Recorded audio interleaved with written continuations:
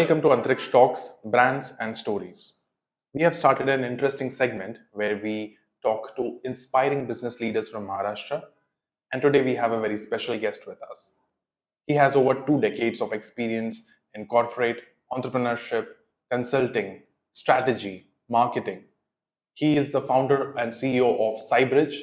He's also an angel investor, and he has played multiple roles in multiple ventures, ranging from mentorship, leadership, consulting, and so on.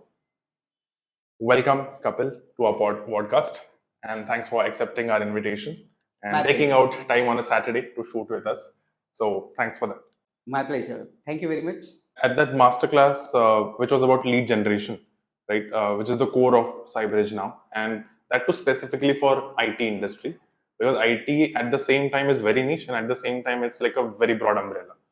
Like there is no two ways about it. So, how did you navigate into the marketing part? Because your journey started from learning a technology, adopting to it, creating solutions out of it, and then you went into marketing bit of it. So, True. how did that shift happen? So very interestingly, before even as a business getting into the marketing stuff, I have been on the sales forefront for a very long time. Although I was doing team management and everything, when I started with Cybridge, I was the person to manage the entire business. So, and no entrepreneur can escape the responsibility of selling their product services, because that is the you are the brand as ambassador of your business. Exactly. So as an entrepreneur, 24 hours, your job is to sell your business. Sometimes you are selling the business to people whom you are trying to recruit by selling them your vision. Right. Sometimes you are selling your business to clients by telling them how you are the best option to solve their problems. And sometimes you are selling it to investors or bankers, telling them why your business is the best ROI kind of decision for them to put their money in. Right. So essentially, sales and marketing is something that every entrepreneur has to do, must learn. So there is no doubt in that. I was very skeptical about marketing, being honest. Mhm. So when I graduated, the last day we all friends discussed about our careers and everything, and everybody was talking about what they are going to do. And very confidently, I said, I can do anything in the world except marketing. And now, after 23 years, I have landed in a space where you are interviewing me for the very specific reason of understanding marketing. Marketing. So, individual level marketing skills, I was always on the sales and marketing cycles and learned a lot through a lot of exposure with these international clients, large enterprises we work with, financial institutions we work with. So, even at Cybridge, we got a lot of opportunities to work on the software development part. Mhm. So, we helped a couple of universities in India for their online examination. We helped universities and colleges in Australia to build their solutions. We helped some of the government agencies to build their very critical systems, some of the e-store setups and all in Europe and US. So software development is something that we were doing for a very long time. Besides, we were also helping people with web presence, websites. While doing that, we realized that people expected internet to be a magic wand for everything. Like internet was new, people were not really aware of what it is and what it can do. And what happens whenever we have such kind of trend which people are rushing to adopt, people often misunderstand the limitations. Like what happened with ChatGPT, for example. Right. People started thinking like AI can do everything. AI is going to take up our job. Right. Now, when you go back and when people really started pushing ChatGPT for some of the illogical questions and everything, they started realizing that ultimately what goes in comes out. Exactly. So it has limitations how it can process data. It has limitation how to think and all. So similar ways that time people used to think about websites like if you get your website, you will get a lot of business. Right. And it was very difficult for us to tell people that that is not how it works. Your Right. website is something that people need to come to. Come They to. have to understand. Exactly. Google has its own way to work on which results to showcase, and we did a lot of education to people.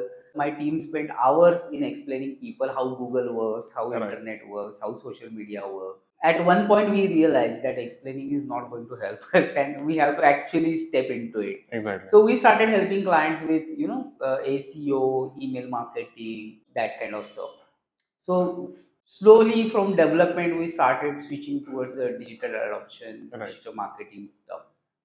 And very soon we realized that is again going to be a big challenge, because you cannot serve everybody. Right. And people don't have even the basic understanding of how marketing works or what kind of channels to choose. Like I have seen so many cases. For example, we had preschools coming to us saying, we need email marketing. And when we asked for what, because we want to get good admissions. And we were like, how are you going to get the parents' email addresses? And they were like, we don't know. You see, you tell us. Can we buy some database or something? Now you don't get database Right, like that. right. We had a very interesting use case where some client, some company came and said, we are into healthcare products for newborn babies. Okay. We were like, great. And they said, so we want to do email marketing. And I was like, email marketing to whom? Because how are you going to know that there are new kids born in Right. which hospital? And do you really practically think that the parents of a newborn has time to check emails and respond to that to say to buy your product? And that is where we started realizing that marketing strategy itself is a very critical area that people don't get. Exactly. And if you don't do that, you are not going to get results. Right. Ultimately, what happens as a web design agency, web development agency, the client that is putting money into getting their website done, if they don't get the results, they are going to blame you. Like, it is not your fault. Right. They are not promoting it, but ultimately they are going to look up to you and say, I spent so much money with you, but I didn't get any customer out of it. So we started putting customers with a complete package. Either you buy the whole package, or we don't do this kind of Okay. stuff. Okay. And that is where the social media and everything started. Right. When marketing on the digital front started, like those many years ago, around 15 years ago, so it was new for everyone, of course, because Yeah, so people could marketing we started 2017, Seven. around pre-COVID, couple of Pre-COVID. years Okay. Okay. before COVID, we Right. started switching towards marketing. Right. So like, yeah, that's close to almost 10 years, like 6, 7 years now. Yeah. So even at that time, people did not have an understanding. Like even now, it's very confusing for people.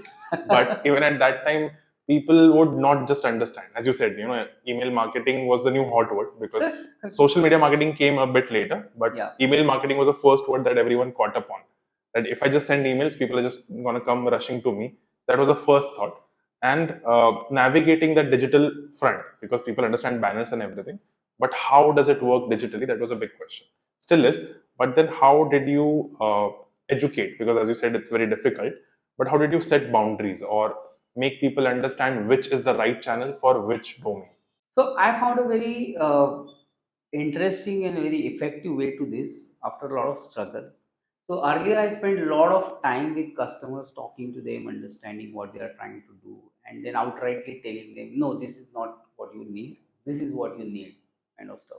So that is how we began with. Now this has become a core part of our lead generation or process for us as well as our clients also. So in marketing, we call it as a discovery call. So discovery call is where when somebody expresses their interest in working with you, before saying a yes, I'll give you code, you give me money, and then we start, and then eventually we find that we are not the right fit, kind of stuff. You get onto a call, understand what they are trying to achieve. Then you see the possibilities, the way you are working. You see the possibility whether this client is serviceable or not, whether you can really give them result or not. Then you qualify them there, and accordingly you decide whether you want to take it ahead or not. But you give the value upfront there. Right. You don't hold anything back for that.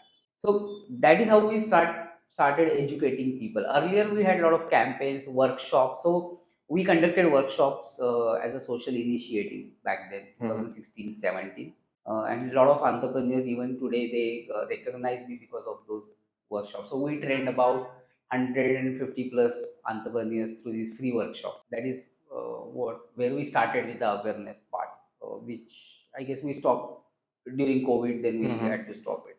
But then that is how you start creating awareness. Right. The format shifted from offline to online now, where you know There are online webinars and There are these kind of online webinars. I don't like to call it webinar because webinars have got very different reputation with them. right. Where people think that okay, if it is a webinar, that means the person is going to sell you Sell something. something at the end and it says it's limited offer, like you buy something within Correct, 15 correct, 20 correct. minutes. Urgency, creating Urgency. urgency. Right. Buy now, 60% Right, discount, right. 90% discount kind of stuff. So people start thinking that they Exactly. can fool the Right. audience with this Right. kind of offers, but that doesn't help. So we don't call it webinar, we call it workshops. Workshops. Many people are starting with their ventures. Many people are seasoned professionals, or their business is going good. So business is on different scales basically. Maybe they're just starting, maybe they are moderate, they're established. But at each step, they need to engage with the marketing bit. How does a business try to have a checklist or a roadmap as to how to approach marketing in general, or which agency to choose as well, or whether the person consulting them is the right person as well or not? Correct. So before going for an agency or before going for an consultant, what I believe strongly is the founders themselves need to understand marketing clearly. And very interestingly, marketing isn't you don't have to do MBA marketing to understand marketing. I'm going to give a very quick crash course in 2 minutes about marketing. And that is why that definition of of business is very important. So a business is solving problems for profit. So the first half part, the two words, solving problems, is entirely about marketing. So you have to just ask critical questions. Whose problem are you solving? Now, whose problem you should be solving is very important. That is where most of the businesses go wrong. Right. The people you are trying to help, you have to first understand why you are trying to solve that problem. Are you doing it for making money, or you are doing it to create an impact? And you have to be honest in your approach. Right. So you are running this podcast, for example, or you are running this branding business. So why are you doing it? Are you doing it to create a great impact, or you are creating it to get create good money out of it? Like, of course, creating good money requires creating good impact, and it will have a great impact, obviously. Exactly. But what is your core purpose? Because accordingly, you will choose the clients. Right. So first is why you want to solve that problem. The second is whose problem you want to solve. Now there are many people in the world Right. who are having the same problem. There are companies who are just startups who are also having branding challenges, and there are large companies like Apple also who are having branding challenges. Correct. Correct? For a new company, the question would be, how do I get my brand established and promoted? For a company like Apple, the question might be how we consistently keep the brand refreshed so it doesn't become monotonous. Right. For a company like Microsoft, the challenge will be how we change our brand perception, because no matter what they do, people still somehow look at them like copycats, Right. secondary player Hmm. kind of stuff. Like Microsoft is doing great things in so many Right. areas, Right.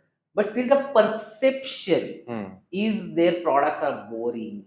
They are more towards the enterprise Right. kind Right. of, so their challenge is entirely different. So every company needs your solution. Exactly. So for Antriksh, is Microsoft and Apple is the prospective customers? Do you want to solve their problem? Do you want to solve startup company's problem? So that is very important, and that will depend on why you want to solve. If it is for money, you will go with enterprises better, because then you go to people who are having the money. Right. If it is for impact, probably you will start running free workshops or that kind of stuff for startups so that you can have greater impact on that. Right. So, solving problems, first question, why you want to solve it? Second, for whom you want to solve it? Then the very next question you have to ask, do they have that problem?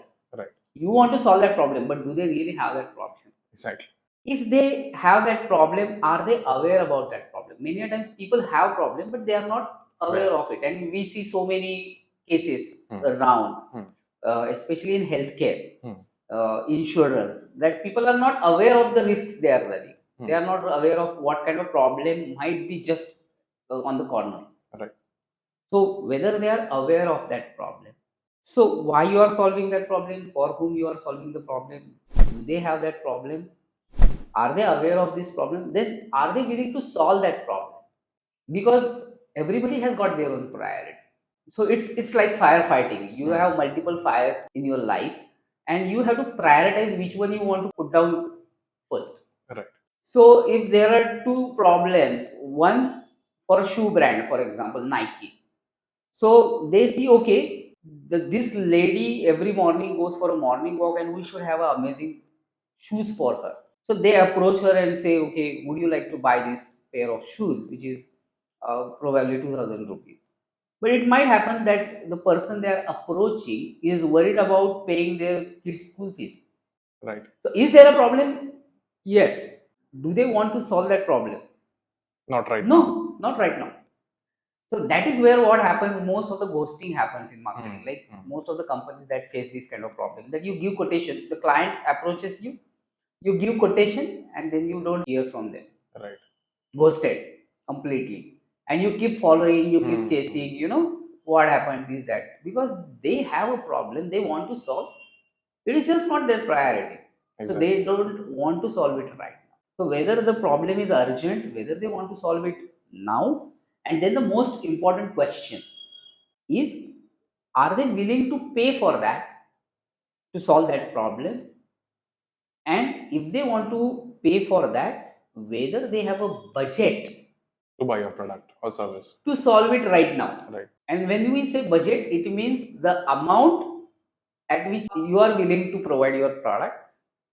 So have they done the provision for that? So if there is no need, or if there is no problem at all, then no matter whatever type of solutions you build, it is not going to be sold in the market. A very interesting case I'll talk to you about. One of my friends, like one of the startups I saw, they faced a very interesting challenge. The friends usually get together and went for trekking or picnic or something. And they realized that splitting the bills is a big problem when you go on group trips. All right.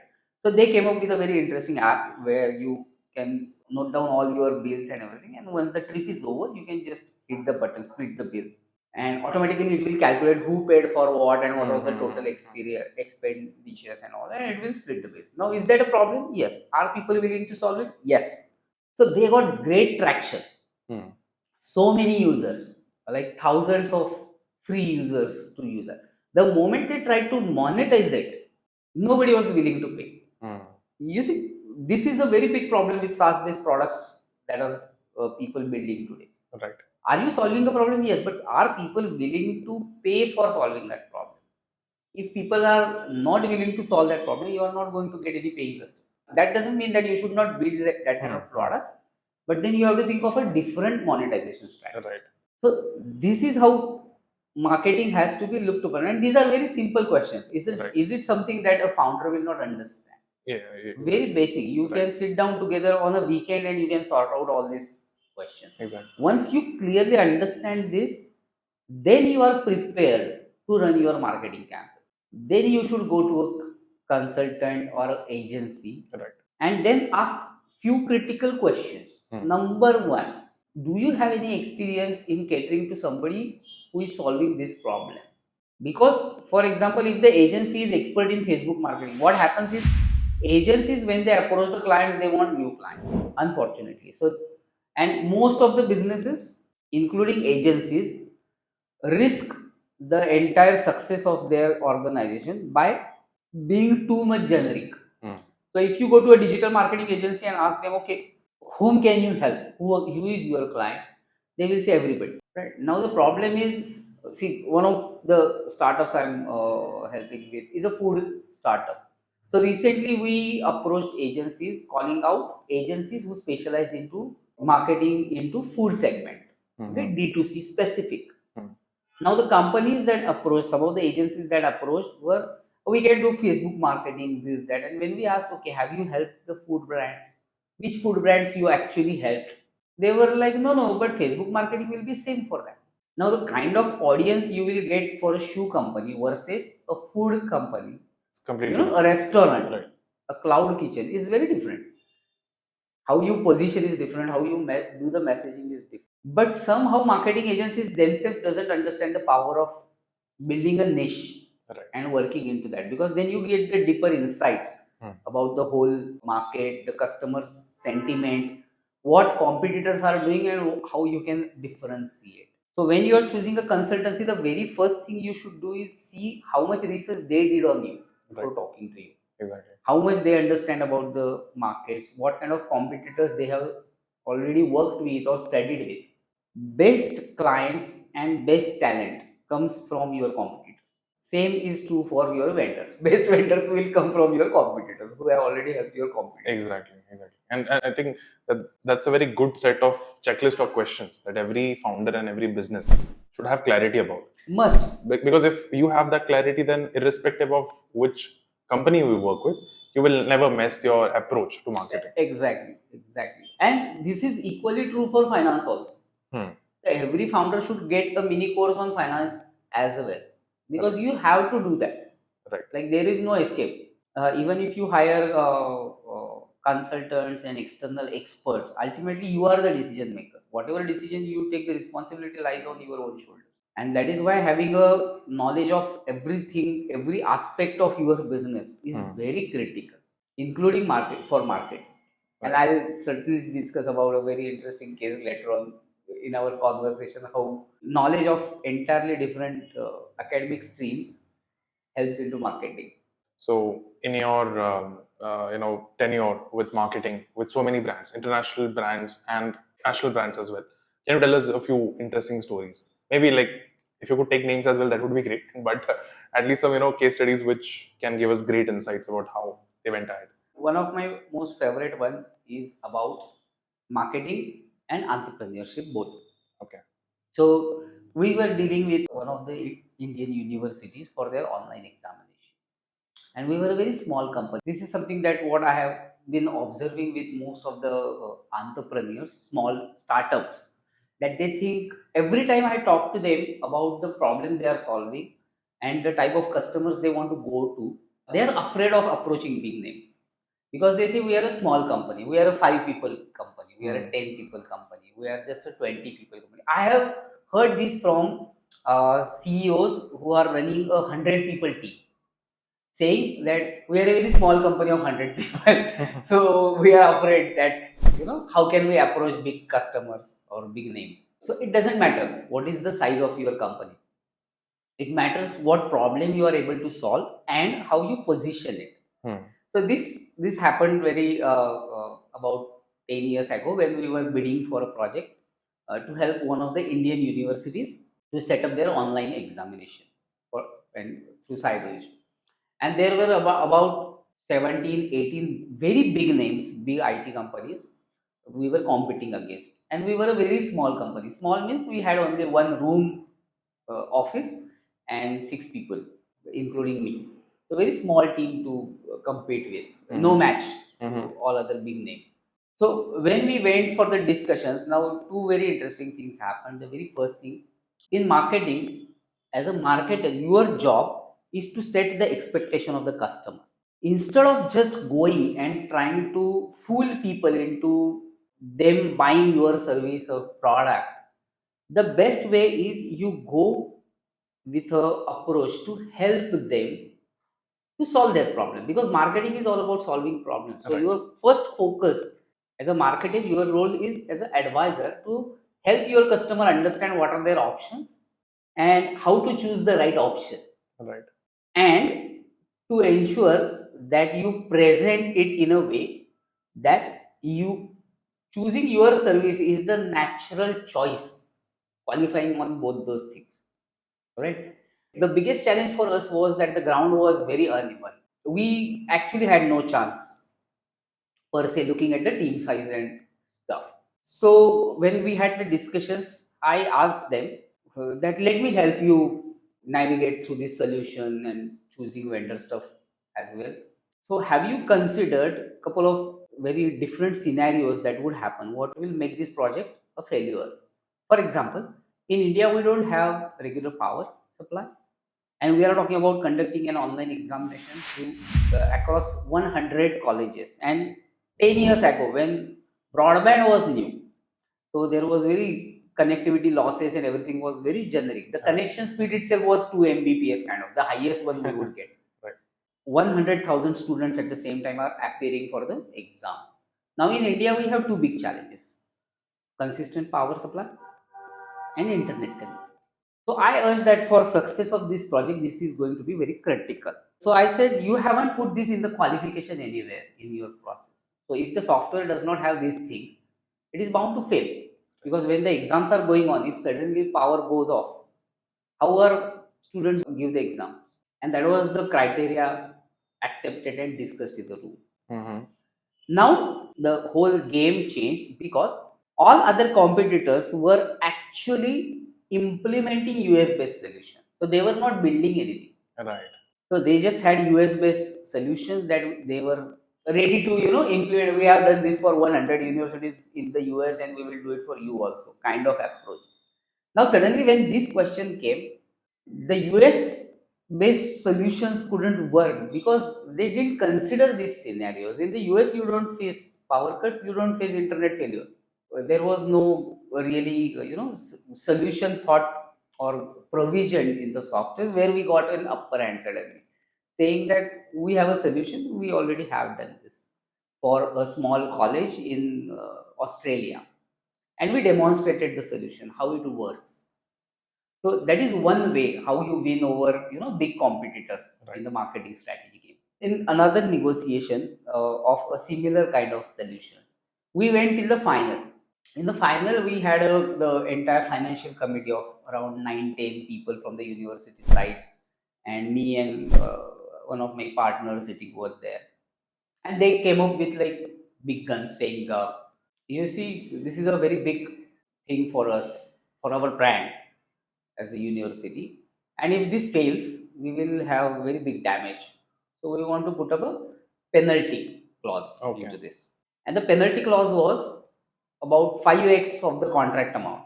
Oh. So they said we are going to put a big penalty clause here.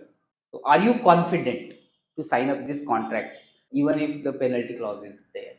And I said yes, I'm pretty much happy to do that. So the vice chancellor was very surprised and he said, "That's very interesting. Like, shows you are quite young and it shows that you are overconfident." I said, "No, I'm not overconfident, but just I need a clarity on this, that if this fails, there will be a 5x penalty. All right. So if I accept this condition, obviously you will add the next condition saying if this becomes a success, you will be paying a 5x reward, isn't it?" And they were suddenly, we don't have the authority, university has its own fixed budget and all this stuff. So we cannot do that. And ultimately they withdrew the penalty condition in the negotiation there. So the vice chancellor, we met outside the discussion hall. We got the contract awarded because other competitors simply backed out when they hear about the penalty clause. Right. So the vice chancellor asked me, everybody backed out. You were the only person in the room so much confident about the penalty clause and all. Is that your confidence about, doing the project success, something like that? And were you not afraid of the penalty? If this fails, this much big penalty you will have to pay. And I said, sir, the secret is that everybody else in the room is a engineer. I'm a commerce graduate. Now, as a commerce graduate, the contract law says that you cannot have penalties which are bigger than the contract value. So I know what you are talking about itself is illegal. You cannot put that claim itself. Okay. And then he was like, that is something very difficult to notice for anybody, because for us it was just to check out Right. people's confidence. Right. The penalty clause was not going to be in the contract at all. And that is where, as an entrepreneur or as a marketer, even you have to understand all these different streams of your negotiations, your entire transaction that is happening. Because Right. marketing is not just about selling, it is not Right. about problem identification. You have to actually bring that solution to life. Right. So if you want to win the customer, you have to go through all these legal hassles. Exactly. For IT companies, we constantly see this, especially those who are pitching to enterprises. The biggest struggle is not pitching to the IT stakeholders or CTOs or CXOs. Convincing CTO is the easiest job while selling IT services because they are technical people. They understand that okay, Right. this is the area where we are having technical inefficiencies, and this is the area where we need a solution, and your solution works. The problem is the moment it goes from the CTO to the legal team, that is where most of the IT projects die. The legal team sit on the IT project approval for 1 month, 2 month, 3 month. Right? The typical infosec team, what they call it as in enterprises. Okay. And that is where most of the IT companies, they are afraid to Oh. approach big companies or Hmm. even the small vendors. Hmm. Like we have so many provisions for MSME sectors that the big corporates must have at least 20% of their procurement from MSMEs. But why the small businesses are not able to actually convert it into a proper revenue for their business is because they are afraid of this legal stuff more Right. than the marketing part of it. And that Exactly. is where, as an entrepreneur, you have to understand or as a marketer even, you have to understand all these parts, your Right. legal stuff, your marketing stuff and all. As you rightly said, marketing is equals to sales for many people in many people's perceptions. Yes. And specifically for B2B, because that's a completely different game than B2C. For B2B and specifically IT companies, like what would help them understand that marketing is different than sales, and where do the lines get blurred? Marketing, in simple words, I will say, is marketing is one to many, sales is one to one. My most favorite example, which I think I covered in the workshop also, that when you go to the market to buy some fruits, so there are so many fruit sellers and there are sellers of all types in Right. the market, right? And you will often see a person selling watermelons there, shouting out of his lungs, watermelons, watermelons, watermelons, or mangoes, kind of stuff. So what a person is actually doing is he is broadcasting a Right. message to the people who are coming. So that means those who are interested in buying something at the fruit market or the market, sabzi market, the person is telling them that I exist here, I am available. How effectively he does, Mm-hmm. that is the marketing bit. Now, have you seen the moment you go to that person and ask the question, right? What is the price of these mangoes? How much you are selling it for? Have you seen the person shouting out of his lungs towards you, 1000 rupees, right? Suddenly he will tone down. It becomes a one on one conversation. Correct? The type of conversation is entirely different when it's one to many and one to one. That is the exact line between marketing and sales. The biggest mistake often I have seen people doing is trying to sell the marketing way. They go two-way aggressive, and that is where the company's approach becomes more spammy, where they harass their target prospects, and the prospects don't want to listen or they don't want to buy, even if they need that service or product. So that is a very clear line: one to many versus one on one. So marketing is attracting the right customers. And mind you, I am talking about the right customers because not everybody is your customer. You cannot sell to everybody. You have to attract the right people towards your company. And for that, you have to set some qualifiers. In marketing, we call it as band score.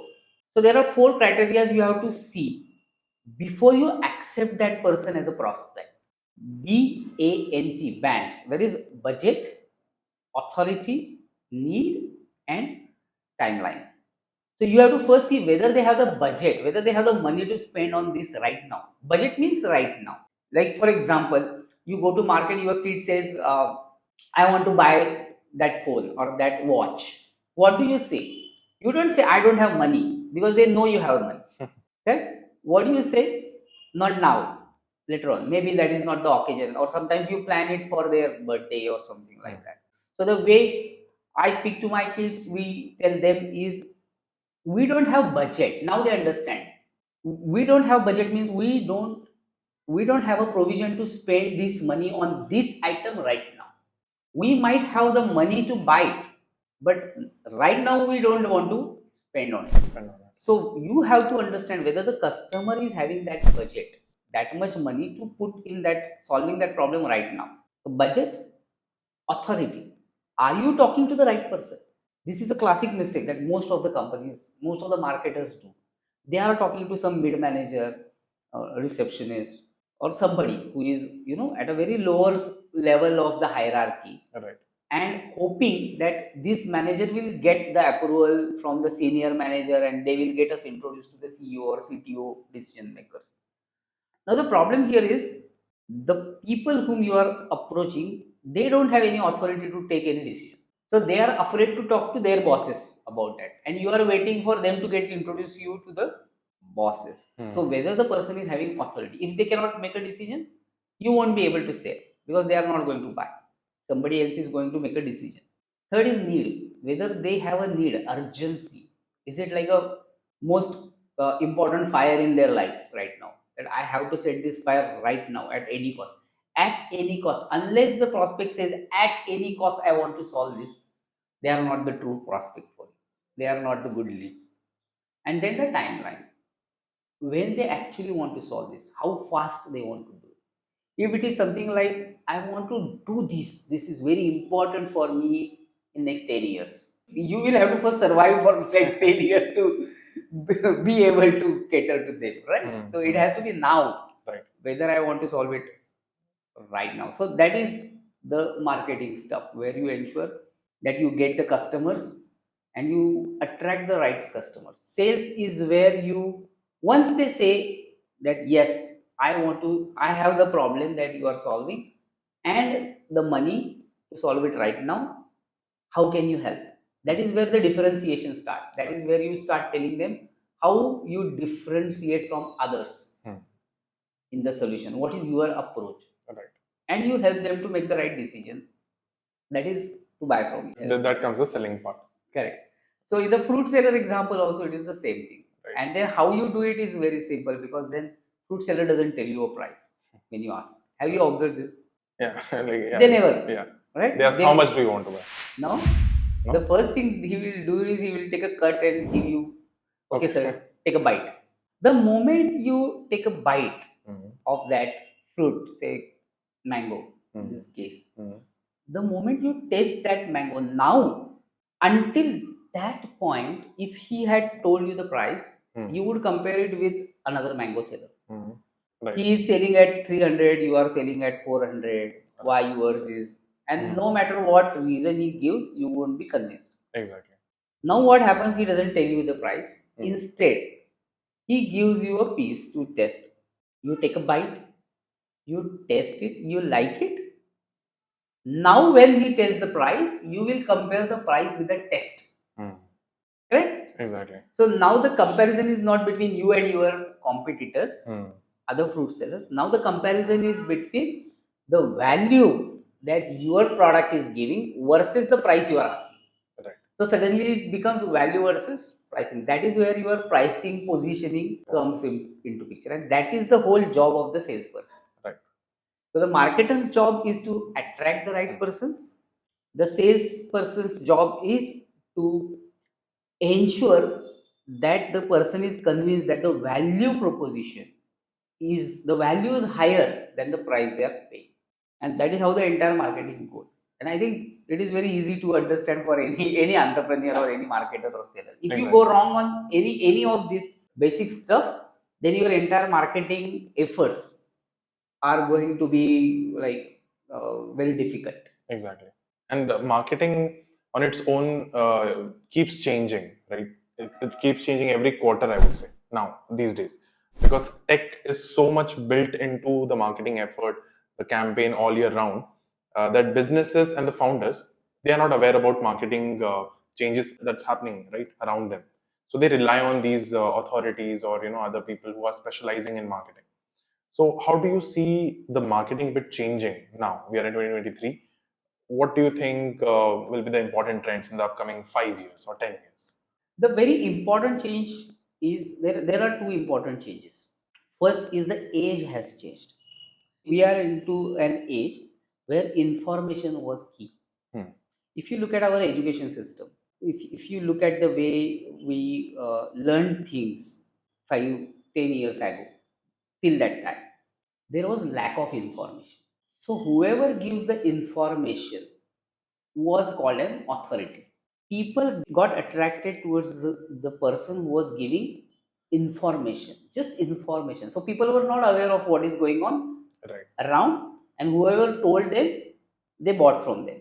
So that was the information age.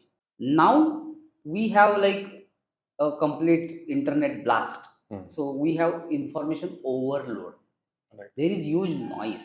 So the game has shifted in our life from information to clarity.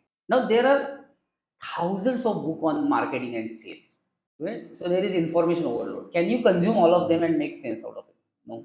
So what you need now is a very specific advice for your business in a very specific situation, probably for a very specific client.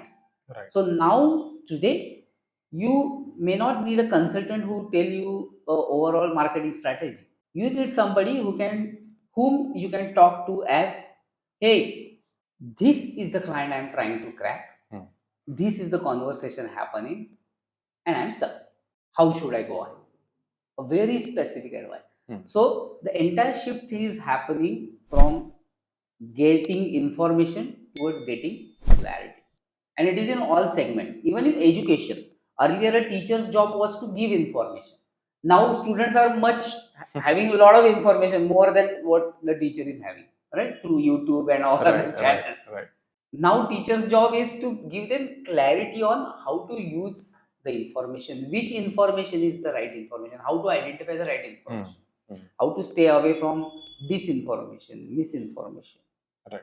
that kind of stuff, how to stay away from false fake information, Right. kind of stuff. So that is the biggest change that is happening into market. Second thing is the behaviors has changed of the buyer because of that. Earlier buyer did not have any idea about the processes and everything. So if you make them aware of what kind of process is there, what kind of decision making they can do, they were happy with that. Now they are having tons of information before coming to you. You are not the first person telling them about this particular business or this problem or solving this problem. So now the client is coming to you asking you what exact specific approach you will be taking to solve my problem. And you have to be the expert in your way and be able to prove that you are the right person to solve that. So this is the major change. Third important thing that has changed is people are becoming more and more aware about the privacy part. People are more conscious about permission. So marketing earlier, marketing was all about disruption. So you are watching a cricket match and suddenly boom, Pepsi. Alright. So some couple of cricketers will come and pitch you, drink Pepsi. You remember the iconic ads of Coca-Cola, for example, eat, drink, sleep, Coca-Cola kind of ad was there. Right. So the entire marketing earlier happened through disruptions. You are listening to a very beautiful song, you are immersed into it on the radio, and suddenly somebody comes, hey, this is a new store opened in the store and this in the city and do this. You can buy this, that. And there is a lot of sale, discount, everything. So whatever you are doing, they will just interrupt you. You are scrolling through your social media feed, and suddenly there will be an ad popping up disrupting you. So the entire marketing happened through disruptions. Now more and more people are going towards paid premium subscriptions on YouTube, if you see, because we want to watch a podcast or a show or a series uninterrupted. We don't want your ads anymore. We don't want. We are happy to pay subscription to YouTube, to Netflix, to watch it without disruption. So in that case, if you are spamming people, if you are sending unsolicited messages, emails, bulk messaging, what companies are trying since ages to do, then people are really, really going to get irritated with that. You are actually hampering your brand's reputation. Now it's not something that people will ignore. Earlier, even big brands today do a lot of spamming.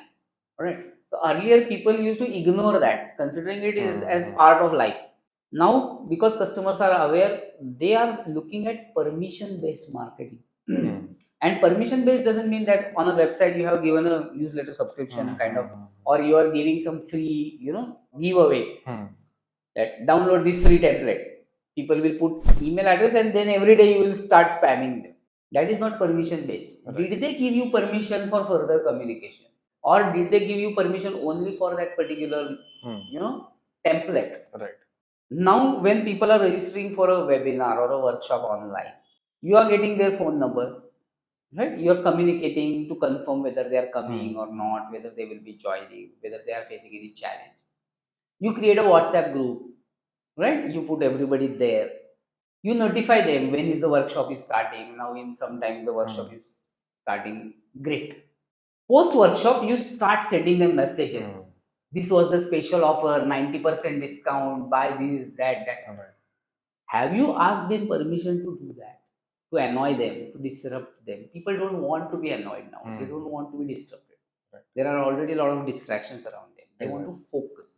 So the whole shift is going from disruptive ads, disruption to permission based. Hmm. That is a big shift in marketing. And unless companies understand this, your returns on your ads, your ROI, your conversion rate, everything is going to be very poor. Exactly. I personally would have loved to, take this conversation for another maybe a couple of hours because the kind of insights that you brought in today's conversation, it just, felt like learning on a whole new level. Because even with your workshop where we met, and then I approached you, and it was kind of like a cold emailing or messaging, where they were like, "Hey, Kapil, can you please come?" And it was generous of you to accept our invitation, and it was great having this conversation. And I'm sure our listeners and viewers will gain great value out of it. And I look forward to hosting you again sometime in the Thank you very near much. I am future. very much thankful to Antriksh for this opportunity of taking my voice to more people, and I would be really happy to get your feedback or feedback from your listeners, how much helpful this was for them. And I would love to be again on your podcast and talk to you. Thank you. Thank you, Kapil. Thanks a lot.